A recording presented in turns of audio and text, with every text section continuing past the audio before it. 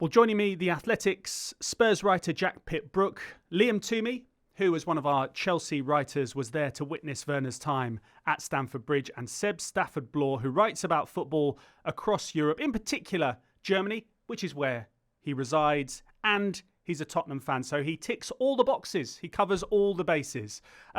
Jack, let's start with you. In terms of this deal, the loan deal from Leipzig to Spurs, where are we on it at time of recording? So right now, I think it's just down to fine details. It moved pretty quickly over the weekend. This has not really been heralded before. I don't think anybody knew much about it until Saturday morning.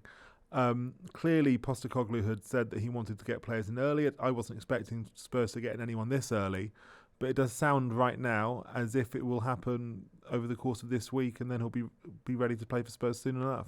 And there seemingly is an option to buy. What are the details of that? Because I guess we're probably viewing this as a quite a low risk situation for Spurs, but you never know. It might turn out well and they might want to keep it. Well, that's the interesting thing, isn't it? I think everybody sees this as you could look at it as a half-season thing, or you could just say, frankly, it's the next 6 weeks while Son's away on international duty that they are going to need Werner the most. So I don't know what their plans would be beyond this season. But if he does happen to score goals, then I think the case will become quite strong for Tottenham to keep him in the building. And the feeling is that this is an Ange signing backed by the new structure, right? Yeah, I think it's something that Ange has pushed for. You can see how he would fit into Ange's style of play. I think that Ange might back himself to kind of bring the best out of Werner in the way that he has with other players through his motivational methods and so on. So I do think this is very much manager driven. Let's get the panel's views on Timo Werner.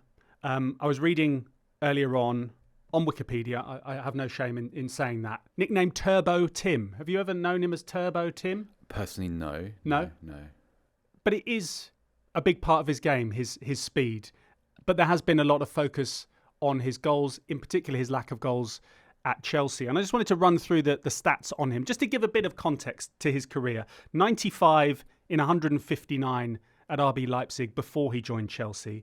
Then he scored 23 in 89 at Chelsea, and since he's left Chelsea back at Leipzig, it's 18 in 54. Spurs fans obviously have had mixed reaction to the signing, some questioning his quality, his suitability. Can he be the perfect fit for Spurs? Let's get your view first of all, Seb, on him as a player and his suitability to Spurs. I think the first question is what he doesn't do, Adam, and he's not a natural goal scorer. He's not really a natural winger. I think the best way to look at him is as a bundle of attributes. What does he do with the ball? What does he allow you to do as a team? What does he have that Tottenham don't? And clearly pace, dynamism, we've talked about that. He is an acceptable finisher. His goal tally in Germany before he moved to the Premier League in 2020, if you track it against his expected goals rating, it was almost precisely on the money. So you can probably describe him as someone who scores the goals he probably should do. Now, less so at Chelsea, clearly, because we all remember that period of his career.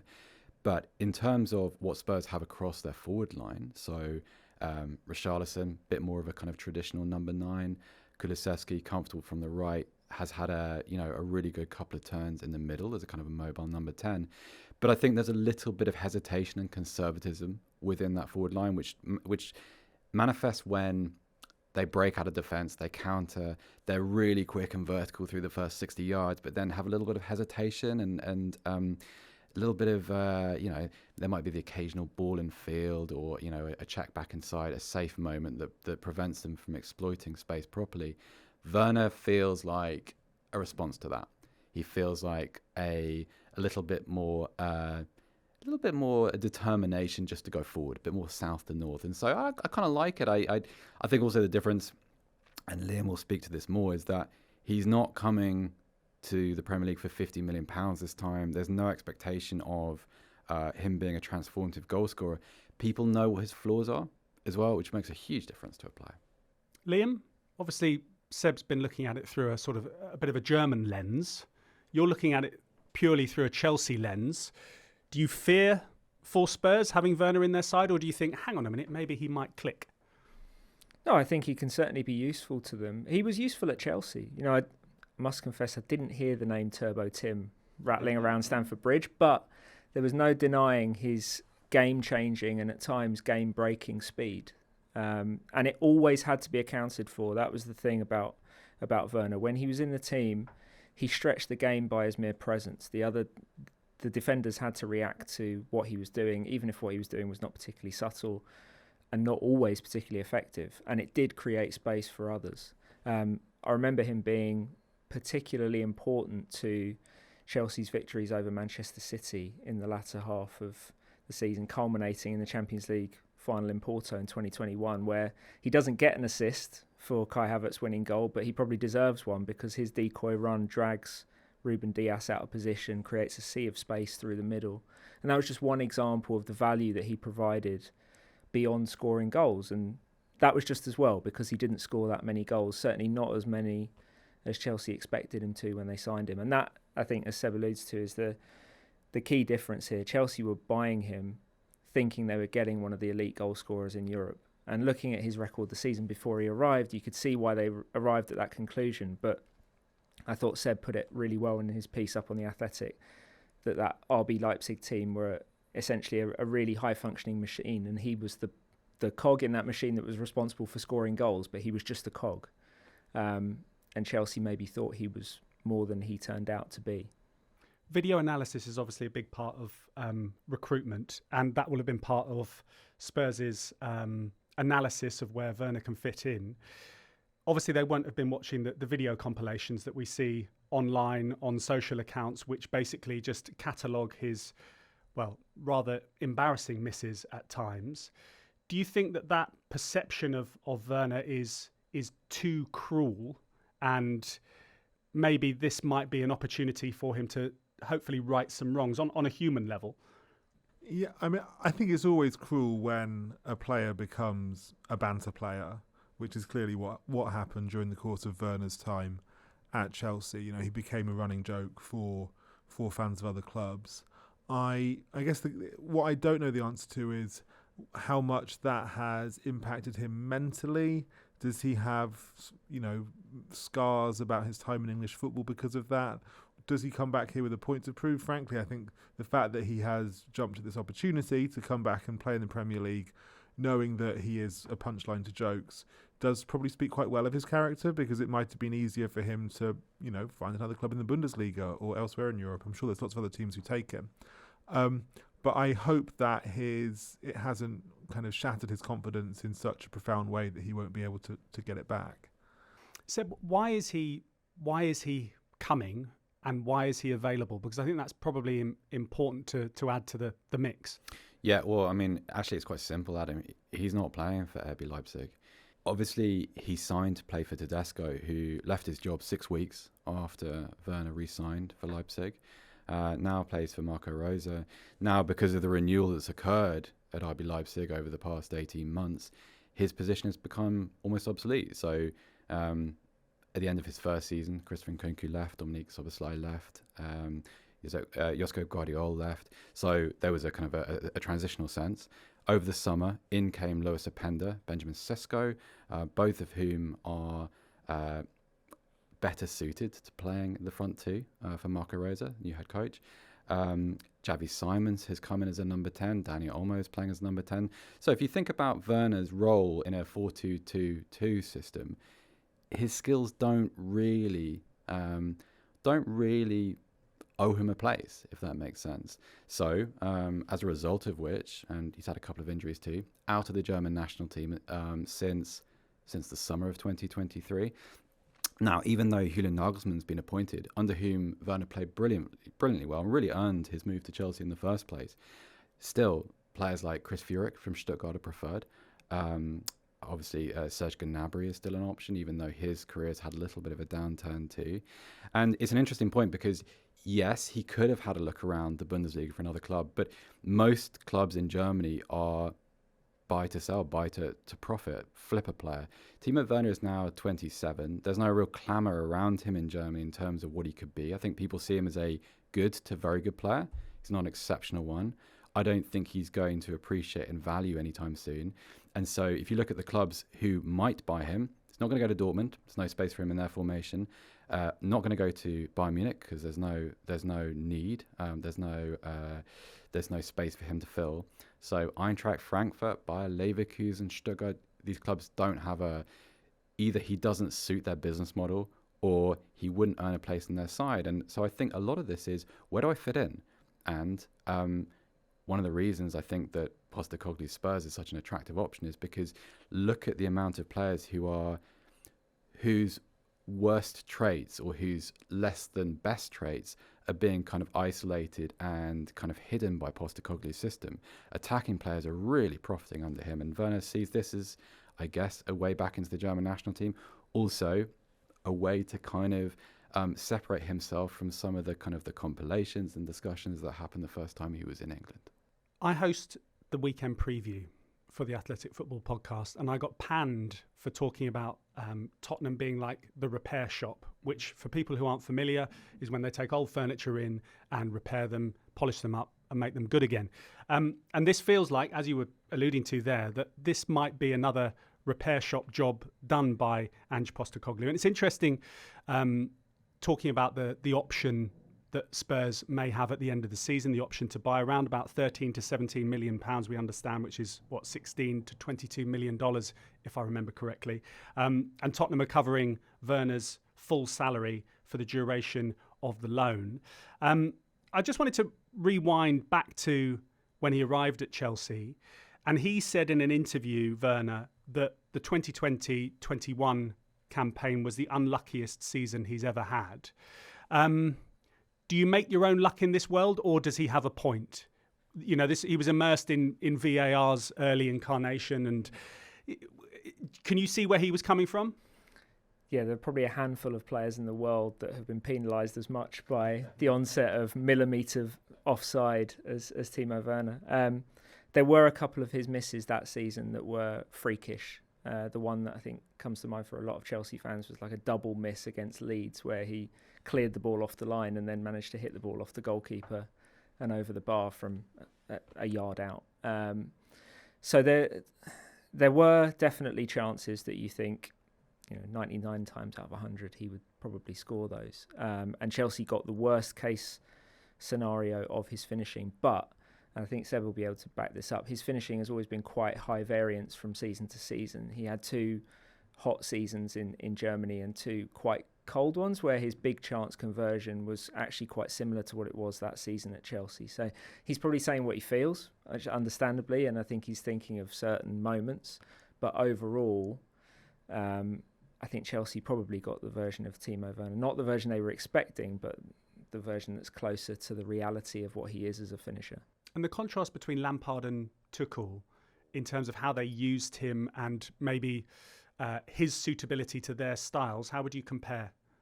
Well, Lampard was trying to figure out a lot in the first half of that season because he was given Werner, Havertz, Ziyech, and in particular Werner and Havertz had thrived being put in almost bespoke roles in their teams in Germany that didn't really have clear parallels in what Chelsea were doing at the time. So he was trying to make Werner work with Tammy Abraham, at times in a front 2, at times he was putting Werner on the left.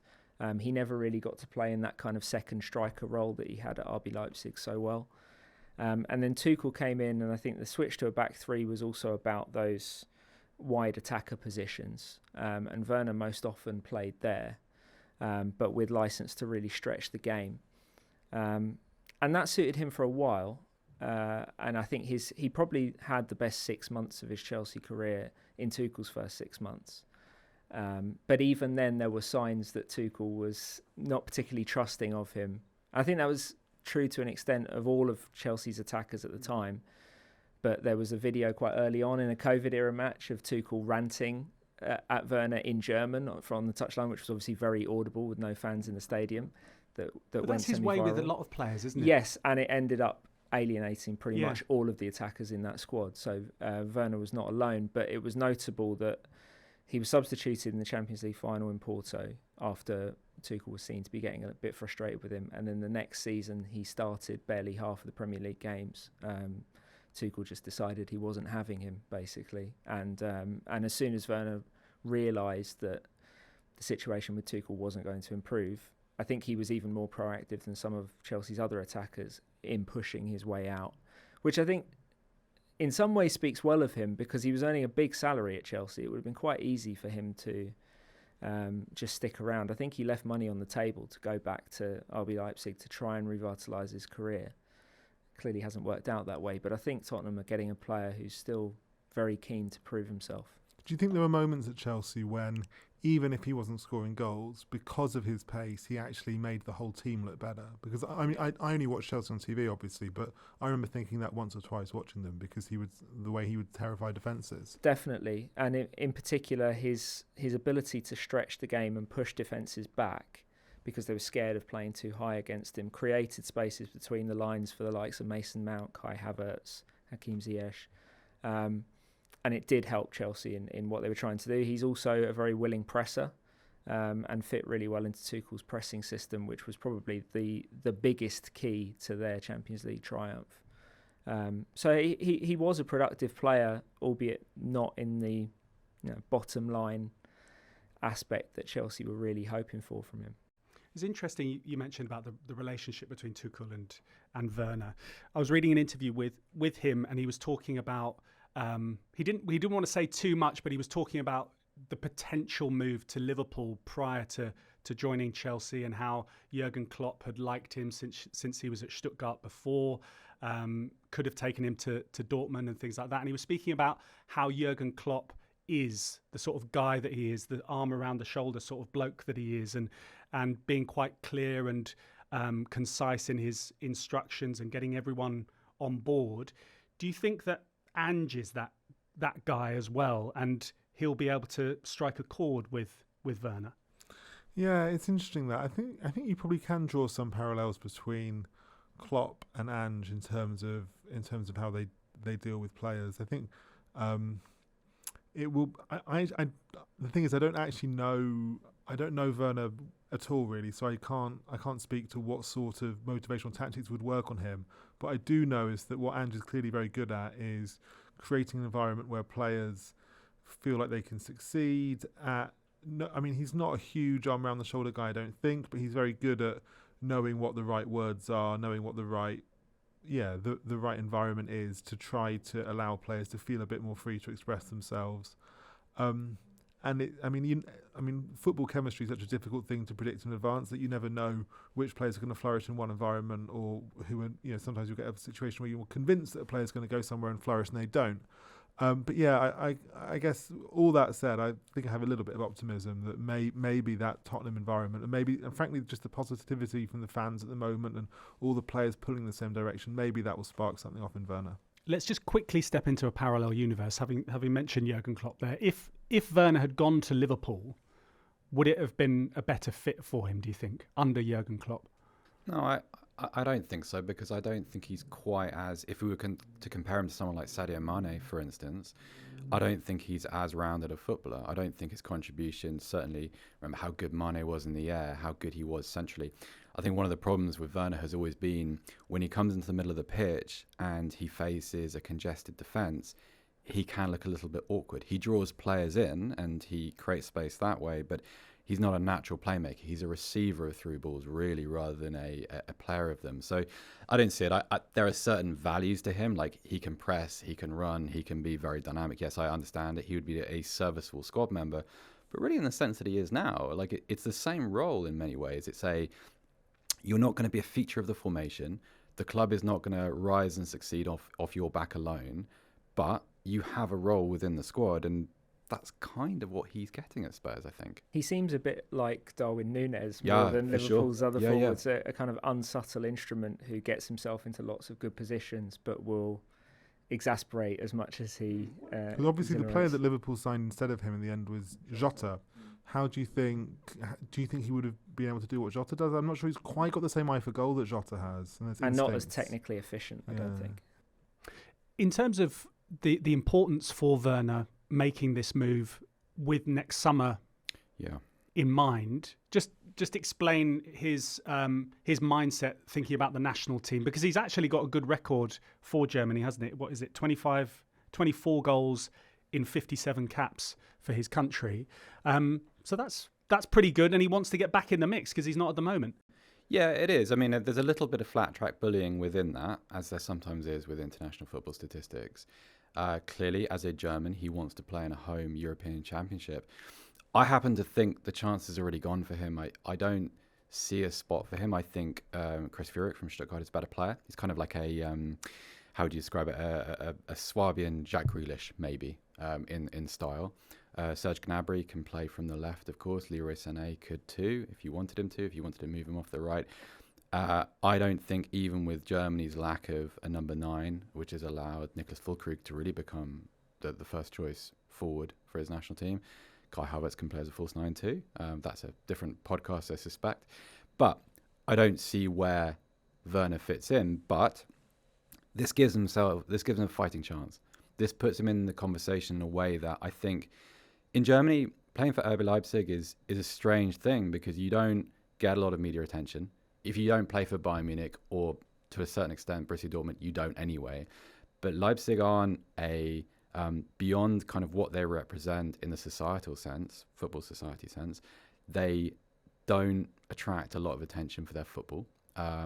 Players who play there aren't in the media glare. And I think also Werner's international career has come at a time where German people have become really disenfranchised from the national team. I'm not going to say they've become apathetic, but there's certainly been a drift since 2014 from winning the World Cup in Brazil to suffering through some DFB scandals, some tax-related issues, the Qatar saga, really, because a lot of Germans didn't want the team there in the first place. The One Love armband situation made a bad scenario worse. And there's a lot of disinterest. There's a lot of foreboding about next summer's tournament. German fans fear being embarrassed. And so I think there isn't a lot of attention on Werner in that sense, or what Werner's role might be. It's not quite the same as it is in England. But he'll want to be there because it'll be his only chance. This is really, I suspect, his last chance to play in an international tournament. Also, his last chance to reclaim a certain status within the game. Because he fails at Tottenham, there aren't many other stops of that level. He's tried Chelsea, tried Tottenham. He won't come back to England at the same level if he ever does again, if he doesn't succeed here. One final question to Liam on Werner, because I wanted to get stuck into what Spurs might do in addition to him in the transfer window. But it's interesting Seb mentioned about the move from RB Leipzig. Yes, he's played for the international. He's played in international football, so he knows all about the spotlight. But do you think he suffered because the spotlight was so intense at Chelsea, and that's something that could return at Spurs? Or do you think just naturally as you get older, you get to deal with it, you have more tools in your toolbox to be able to deal with the pressure, as everyone talks about? I think he suffered from the burden of being the primary scorer, or of people expecting him to be the primary scorer in that team. A team that, as I mentioned, was trying to establish a new attacking identity with lots of different parts that didn't necessarily fit cleanly together. He's come into Tottenham in very different circumstances. I think even in the short term with Son out, he's not going to have that role as the singular guy that everyone's looking to score the goals. They do have Richarlison, who's another player who's been an inefficient scorer over his career, but there are at least two of them who can maybe share that responsibility. And Tottenham do get goals from other positions as well. And generally top teams now, I think, the ones that really succeed are the ones that generate chances with their system play. And that's been one of Ange's big successes at Tottenham, I think. And Werner can benefit from that as much as others can. And there are signs in recent weeks that we've seen Richarlison look like a prime number 9, scoring the sort of goals that I guess people will hope that Timo Werner could maybe come in as and when needed. Yeah, so he's just coming off his best run for Tottenham. I think he got 5 and 5. But I was at the Spurs against Burnley in the FA Cup third round last Friday, and they were terrible. Richarlison was not convincing at all up front. Frankly, I watched them and I thought they looked in desperate need of a new striker. They needed an experienced head who can come in, particularly somebody who can run in behind and stretch the game, because that's how Tottenham wants to play. They need someone to take the pressure off Richarlison, take the pressure off Brennan Johnson. And this was obviously just a few hours before the Werner news broke. And then as soon as the Werner news broke on Saturday morning, I thought, it does kind of make sense. Like just from watching Spurs play recently, he is precisely the kind of player who they do need. I mean, some people don't think he's good enough, but he does absolutely fit the profile. So it makes sense because he's malleable. No, it makes sense because he's played in kind of highly coordinated, high pressing systems in the past. I think he could play. You could see him playing on the left or through the middle for Spurs. I think he would be well attuned to the pressing demands of Postecoglou. I think his movement off the ball is good, and the runs that he makes are exactly the kind of runs that Postecoglou would want his players to make. I've seen some people compare him to Dyson Maeda, who had a huge impact at Celtic after Postecoglou also had him at Yokohama Marinos. So I think he does tick a lot of boxes for Spurs, and I will expect him. He's quite a kind of plug and play option. I expect him to come straight in and grasp the outline of what Postecoglou wants him to do very fast. I'm not necessarily expecting him to come in and score 12 Premier League goals between now and the end of May, but I think in some ways he will be able to fit in quickly and get up to speed fast. It's almost nailed on that he's going to score on the 23rd of February against Chelsea, though. It's sort of almost written that will happen. But just continue on the point that Jack made there. Yes, he's suitable. He fits the profile of what Spurs want. But just talking more broadly about this transfer window, and I suppose it's similar to what we were talking about on the last episode of this podcast about Arsenal. Should they go for a striker when they're in a position to potentially win the title? Do you think that they would have been best served finding Kane's replacement now, or is that too difficult to do? Well, I have issue with the idea of replacing Kane. I don't think you replace a player like that. It's just the skill set is too unique. But just going for a bigger ticket striker. Really difficult, Adam, because if that player is around at the moment and if that player is in form, how do you convince that player's club to say, right, well, actually, we'll do without you for the second half of the season? Off you go. And I think that's a really difficult negotiation to do. I know it steps a little bit beyond the kind of the football manager, FIFA, fancy land of just acquiring footballers, but practically that's a tough old ask. And I think one of the things I like about this deal is that the finances mean that it doesn't preclude you from doing this. Nothing that happens between now and the end of the season, whether Timo Werner scores Jack's 15 goals or scores one, nothing changes the reality. There's no real risk here, and so you're able to continue your recruitment regardless, and I think that's one of its great strengths. What else should Spurs do now in this transfer window? Because you said that you were quite surprised that they've got this bit of business done early, which is good. It clears the way, as Seb was alluding to there. What else do they need? And it's a difficult conundrum, isn't it, when you've got players on the sidelines that you're going to be welcoming back. You don't want to replace. You almost want them to come in as supporting roles and to fulfill a position until those, a Maddison comes back, etc. Yeah, you're right. That is a bit of a dilemma. They still do want a high-level centre-back, which I think they need. Even if you've got Romero and Van der Ven fit, you do need a third guy who can do that, which they clearly do not have at the moment. Clearly, they've been working on Radu Dragusin of Genoa. But at the time of recording, it's not quite clear yet what the outcome's going to be there. So if they don't get him, then I imagine I'm sure they would have to look elsewhere. And then I guess third on the list, because at the start of the window, they had three priorities. They wanted an attacking wide player, a centre-back, and a number 8. If they get Dragusin, then that means they would only be looking at a number 8. And I think in that area, I imagine they would look for maybe somebody more like on the Werner profile, as in short-term experience, loan or a free, rather than spending bigger money on a younger player. Because as you say, in the second half of the season, hopefully they will have Bentancur, Bissouma, Sarr, Maddison, all to choose from. Whilst you're here, Liam, and we're talking Spurs, it would be remiss not to talk just briefly about the Conor Gallagher situation. And I guess for Chelsea fans, they would have been heartened by what Maurizio Pochettino said in his news conference, basically saying we don't have to sell to buy.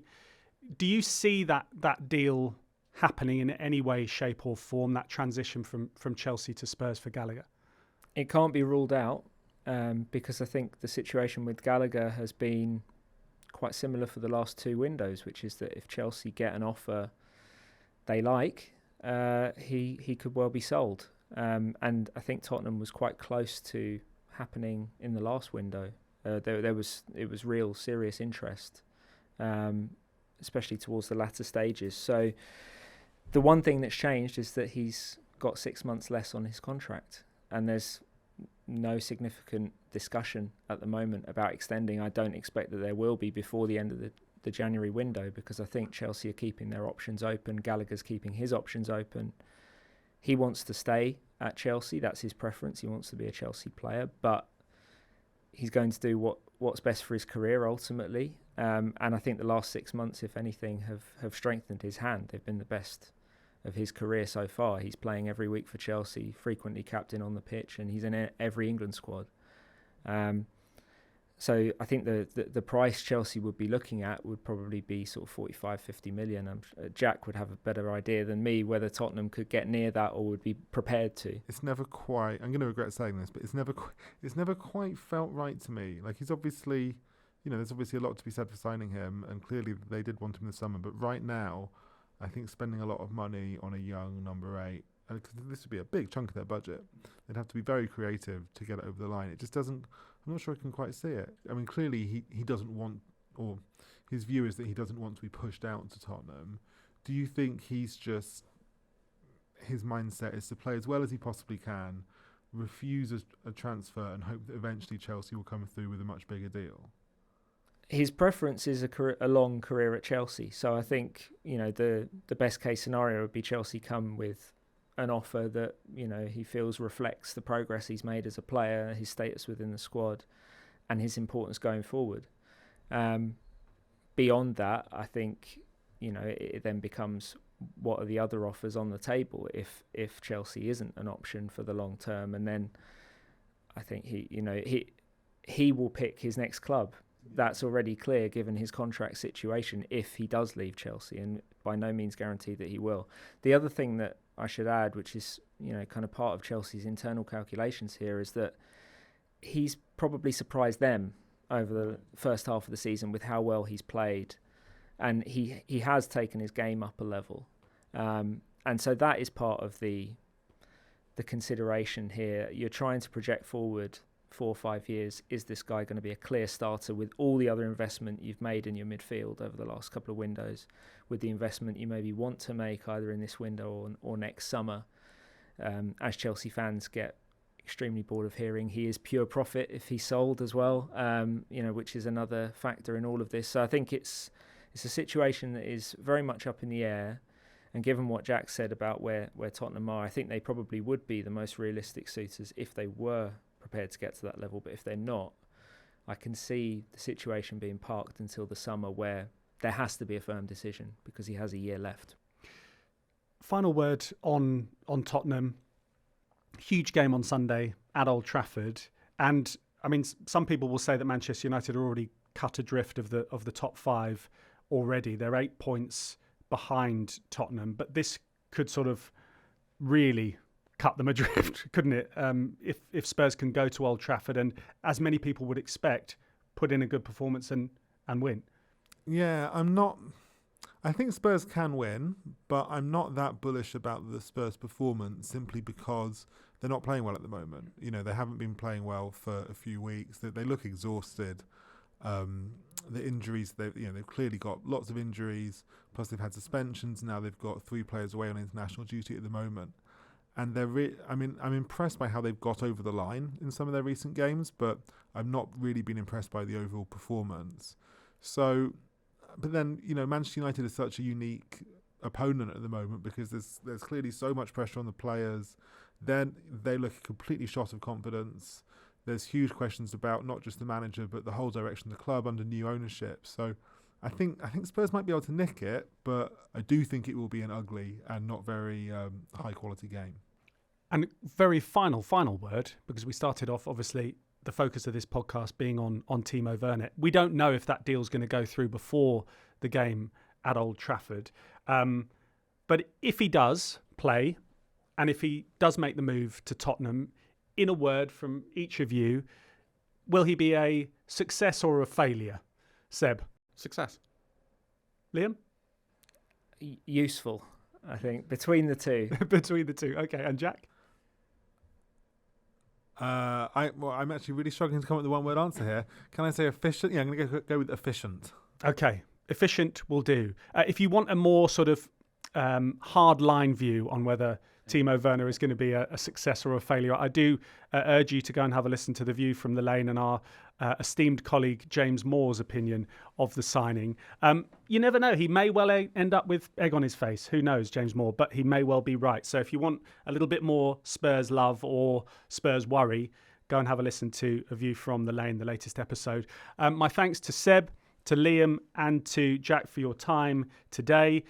Please remember to review, rate the podcast if you're enjoying it, wherever you're listening or if you're watching on YouTube as well. And if you want to join the Athletic family, the current offer is for $2 or £2 a month for 12 months. So take advantage of that at theathletic.com/football pod. Thank you very much for listening. We'll be back tomorrow. If you like this video, click subscribe for more content like this. We'll be joined by the likes of David Ornstein, Matt Slater, Adam Crafton, Carl Anker, and plenty more through the season to bring you the inside track to the biggest stories in football. If you'd like to listen to the full episodes for free, search the Athletic Football Podcast wherever you get your podcasts from.